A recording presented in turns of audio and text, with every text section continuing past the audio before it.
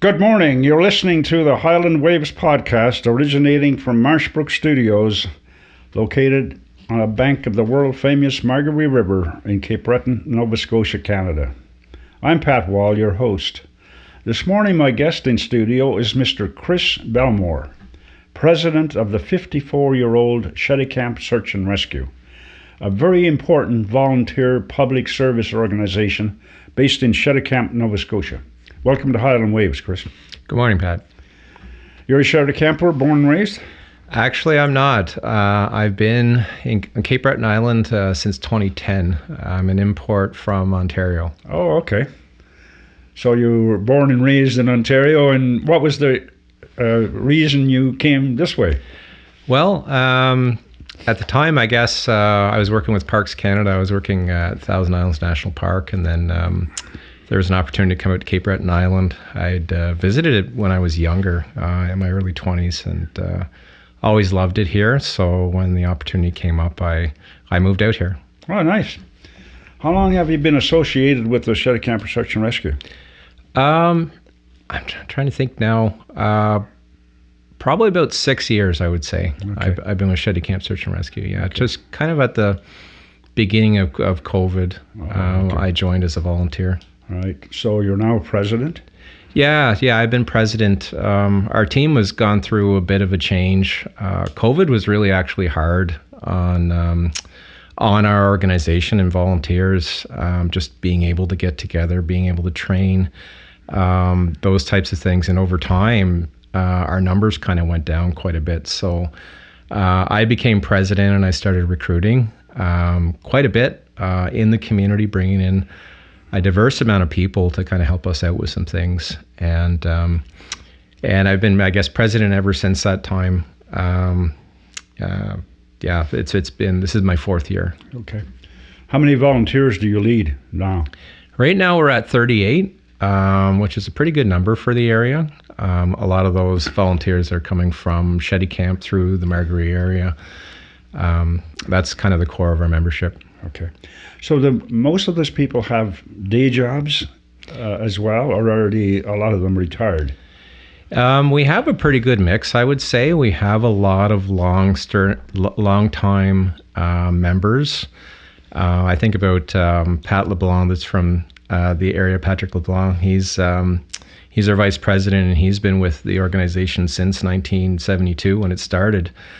So we have some of those long-term members, but we have some new people that are working and are contributing the time that they can to our program, whether it's training or being out responding to incidents. Okay. So for those with day jobs, are there arrangements with their employers so they can continue to get paid while they're volunteering on a search, for example? I think years ago there was a lot more of that. Most of our volunteers now, when we're out on searches, we're taking time off.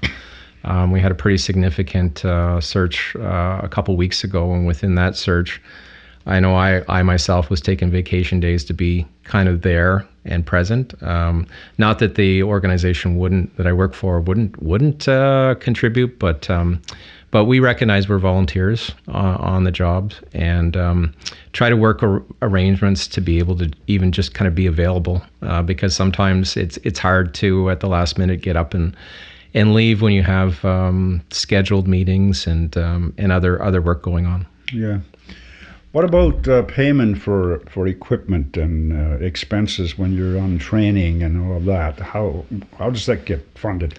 Well, that's a very interesting piece, and it's something that the 23 teams in Nova Scotia have been very vocal about lately. So the provincial government has kind of increased its funding related to equipment, and we've been able to, as part of that, leverage new equipment that allows us to kind of provide the level of service that we need to in our area. But one of the challenges is in kind of those operational funds. So you mentioned training. Training's very important, and you need very specialized training, and sometimes you need to bring it into a rural area like Cheticamp. Sometimes we need to send people out to the mainland for some of that training. Between our operations and our training, the only guaranteed funding that we have is $3,000 from the province for a budget of around, for us, close to $30,000 a year. So the majority of our funding comes from fundraising. The municipalities help us out a little bit sometimes, but that's kind of on a year-to-year basis. We really rely on the community around here to kind of support us, and they support us the best they can. But it is a challenge. Some other teams, if you look at Cape Breton, you look at Colchester, they have a significantly larger population base to draw from, and their municipalities can support them with more money, and the communities can support them with more money. So we're trying to keep the lights on based on kind of what we have to work with. Okay. The organization you lead, the Cheticamp Search and Rescue, covers parts of Inverness and Victoria counties, right from Cape North right up to Hunter's Mountain, I think. How many volunteers make up your group? Yeah, so we have 38 members. A lot of coming out of COVID, we lost some of the members in some of these other kind of rural communities. So we've been slowly trying to rebuild from that time. And we're looking to kind of try to recruit in those areas again. It can be challenging logistically with the distance to be able to get people to come for training or to go to them for training, to be able to keep those skills up. But it is a pretty extensive area. It takes up a good portion of the Cabot Trail and north of Smoky, as you mentioned. And it's one of the more challenging areas to train and respond to searches throughout Nova Scotia. It's a pretty significantly challenging terrain for searching. Yeah, and it's forested pretty much all over. It's forested. It's mountainous. It's along the water. All the hazards that you can imagine are there. Yeah. You're also part of the Nova Scotia Ground Search and Rescue Association, which includes 23 teams of some 1,275 volunteers, and you're also associated with the Emergency Measures Organization of Nova Scotia. Is that correct? Yeah. So we basically rely on each other for mutual aid. So there's a significant kind of consortium of organizations and associations that kind of come together related to any given incident. We work with the Department of Emergency Management for the province. During recent searches, they were supporting our communications to be able to make sure that we had good communications in the field. They support some of the funding that we receive. We have the RCMP. We don't self-deploy, so when there's an incident, it's because we have the RCMP calling us out for that incident. So they're very involved in that. And then we have other teams that come in to help us out. During a recent search, we had eight different teams in our zone supporting operations, and we'll do the same thing in their zones as well. So we'll go to different areas to be able to help with searches. Last year, one of the big ones that I think is notable and people remember is the search for the two kids in Lansdowne. Cheticamp Search and Rescue was there helping to support. In 2025, the Nova Scotia Ground Search and Rescue Organization was involved in 48 searches. And you folks, I mean, all you encompassing, are the first people to respond when someone is lost. If it comes to my attention that somebody is lost, what should I do? So when someone is lost, whether they're lost or when somebody knows somebody's lost, it's almost always reported through 911. Okay. So from 911, that's when the RCMP will get the call, and they'll start to mobilize us to be able to be out there to do the work that we do. So they're in charge, the RCMP? Yes. Once a call comes in that somebody's lost? Yep. We've also responded to kind of civil emergencies too. So the Snowmageddon event that happened a few years ago in Sydney, our team went out to help support that. And we work under what they call an incident command system. So it's a structure. And in that case, we had the Department of Lands and Forestry for the province, who were the incident commander, to help with that civil emergency. And that's where we were out helping to shovel out people's driveways, get them medication, because some of them had been trapped in their houses for almost a week. So food and medication became a real priority to get to certain people. How many of the 48 searches in Nova Scotia were in your area? Last year, we responded to, I think, 3 searches. It was kind of a lower year for us because I think partly due to the fact that we had a high fire index and people were told to stay out of the woods. So we didn't see the same level of incidents that we've seen in past years. The year before, we had responded as a team, I think, to 13 searches. So it can really vary from year to year. And, when we're talking about responding to searches, there are some areas just outside our search zone that sometimes we have just as good representation, but just because of the distance. We were involved in a multi-day search 2 years ago in Badek for a gentleman who had dementia. And we had a very good representation during that search, helping out in that area, mostly because we're one of the closest teams. Although that's actually part of Cape Breton Search and Rescue Zone. Okay, I know you had one recent search for a lady who, I think from Australia, who apparently went for a hike in the Cape Breton National Park, and seems to have disappeared. When and who was first contacted about that? Yeah, so we received a call out on April 28th to respond to that search. Within that time, it took us about 2 hours to be able to mobilize. What people have to do at home is they need to be prepared, so they'll have packs ready to go. Okay. That provides them with all their supplies. We meet at the hall, we mobilize our equipment, and then we get to the site. So we were there within 2 hours, I think, of that specific search, yeah. Did anyone know how long she was missing before the call went out to indicate she was missing or somebody was missing? Yeah, for us, like we don't really get involved in kind of what's happening with the investigation beforehand. That was being handled and managed by the RCMP and Parks Canada, from my understanding. And I guess our role is to just kind of focus on the work that we need to do. And that was searching for her over those 6 days that we were kind of called out to do so. My understanding is the park is closed. The Cape Breton Highlands National Park is closed in the winter. So she would not have registered anywhere to let people know where to possibly look should she get lost, which she did. So her car was parked, I think, either in the park or close to the park. It was there for a number of days. Yeah, her car was parked in the parking lot. That was the understanding that we had going into that. The search in that area focused specifically around that area of the park. There's a number of trails that can be accessed easily from that area. So that was kind of the focus of where the search was taking place.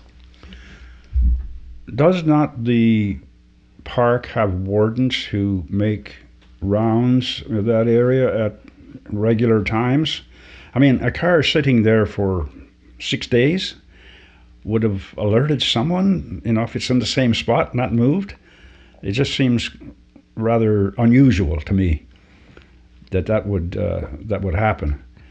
Yeah, I could see how, and there have been an awful lot of questions that our team has been kind of fielding around just kind of what happened beforehand. Mm-hmm. We have not kind of discussed that with the RCMP or Parks Canada as to kind of what that process was like or who was there on the scene or anything.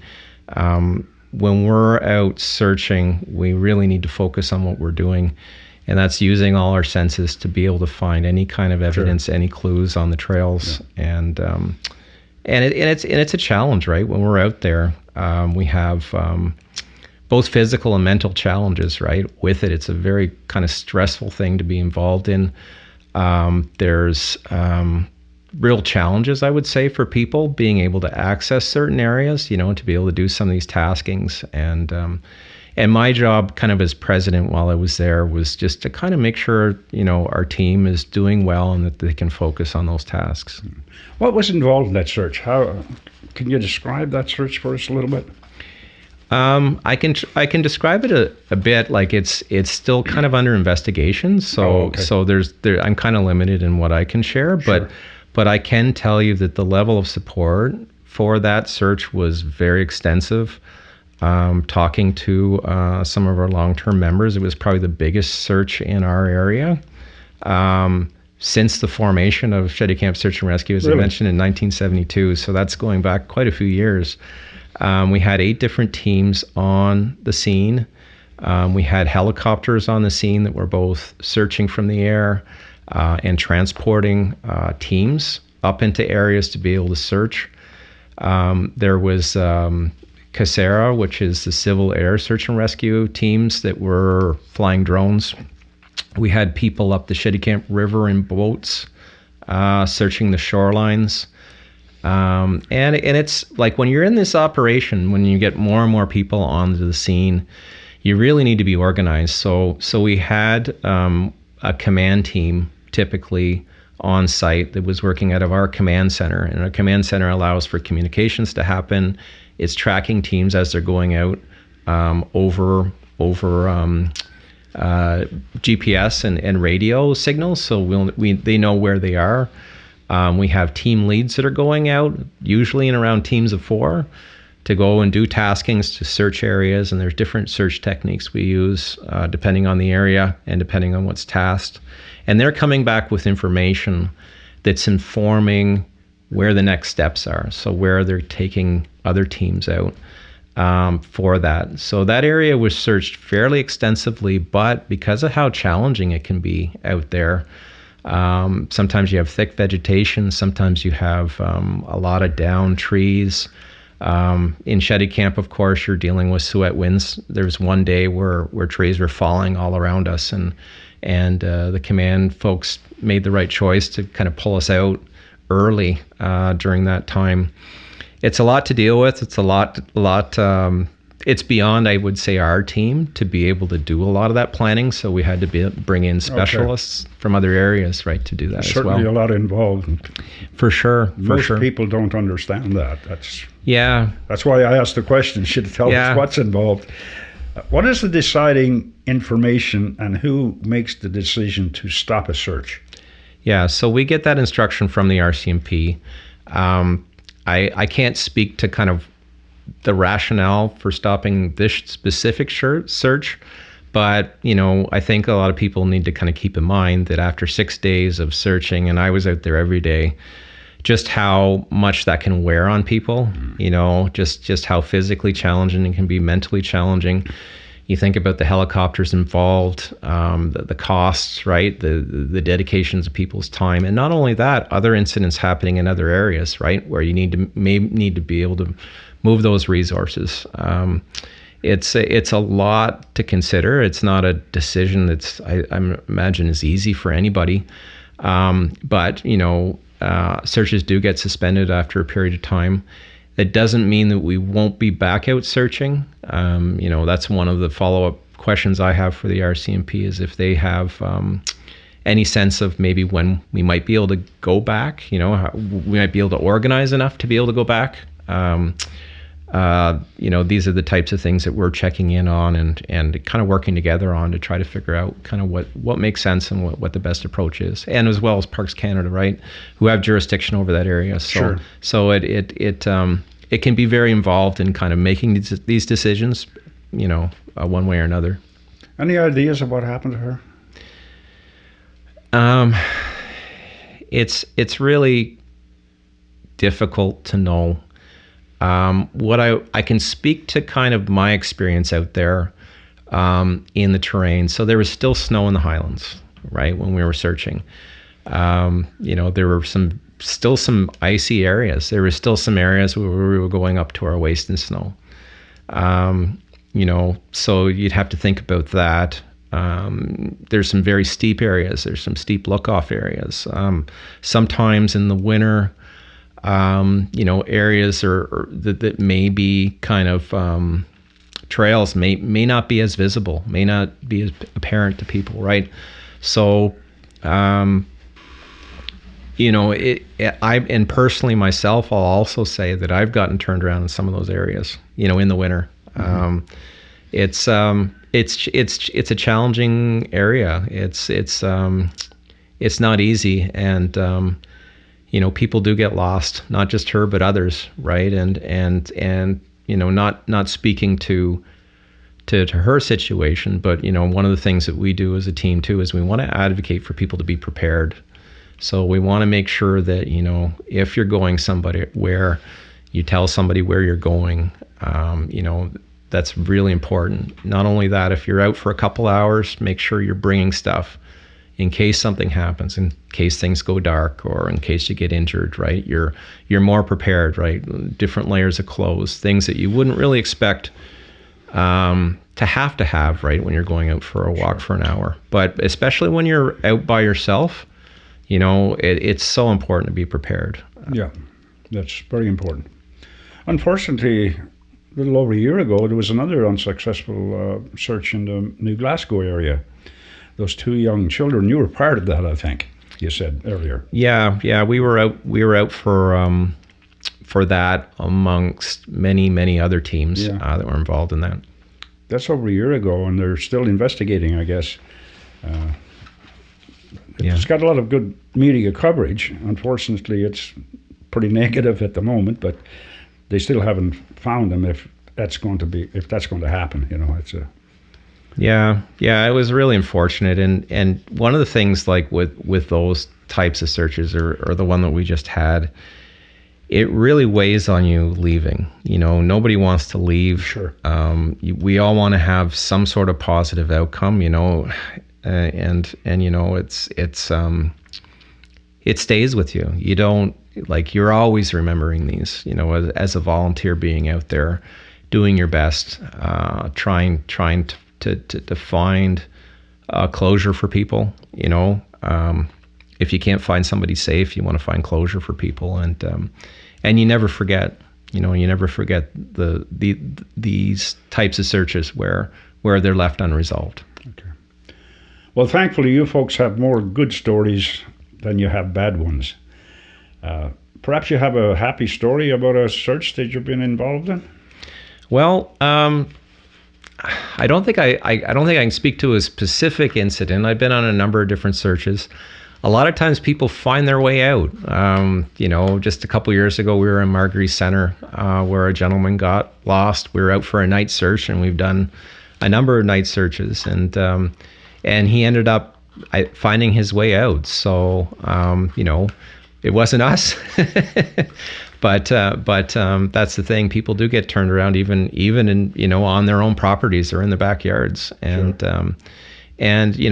As you say, there are a lot of positive outcomes. There are a lot of good news stories. With the work that we're doing, and that's what keeps us going. Is that we know we can make a difference Sure. when we're out there. Yeah, it must be a great feeling when you go on a search and you're successful. Absolutely, yeah. Before we wrap up, is there anything that you would like to add? Well, I'll just want to say we're not a very big organization. We're always looking for help. We're always looking for more volunteers that want to kind of contribute to what we do. I think some people think, being out there searching can be challenging, and it definitely is, but it isn't the only types of volunteers we're looking for. We need help with administration. We need help with fundraising. We need help with logistics to be able to support people. One of the more important things that we were doing on this last search is, we had help for people who were cooking food even, so if you feel you can contribute to our organization in any way, please reach out to us. There are different ways to reach out. We have a Cheticamp Search and Rescue Facebook page, and you can message us there. You can also email cheticampsearch@gmail.com, and I'll be very quick to get back to you because I'm always eager to meet new people, and we have a pretty good team to work with, but we're always looking to grow. Okay. Do you have a telephone number that people can reach you at? Yeah, you can reach us directly at area code 782-777-1117 as well. Okay, that's great. Well, thank you for coming to tell our listeners about the Cheticamp Search and Rescue. And a special thank you to all your members for the wonderful volunteer work they do. Good luck in the future, and may all your searches have happy endings. Great. Thanks so much, Pat. Thank you to our listeners, and the usual reminder to hit the like and subscribe button so you can stay up to date. Remember, subscribing to Highland Waves is free. Also, send us a comment so we can continue to improve our programming. And thanks to our producer here at Highland Waves, Barry McIsaac, who keeps trying to make me sound better on air. Our thought for today is by Nido Quembin, who said, "Your present circumstances don't determine where you can go.